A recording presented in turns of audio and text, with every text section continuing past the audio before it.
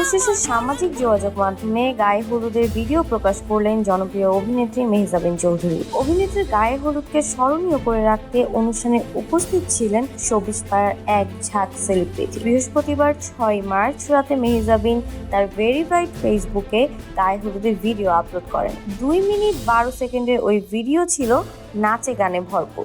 ভিডিওর শুরুতেই দেখা যায় মেহজাবিনের ননদ ও 2 বোনকে।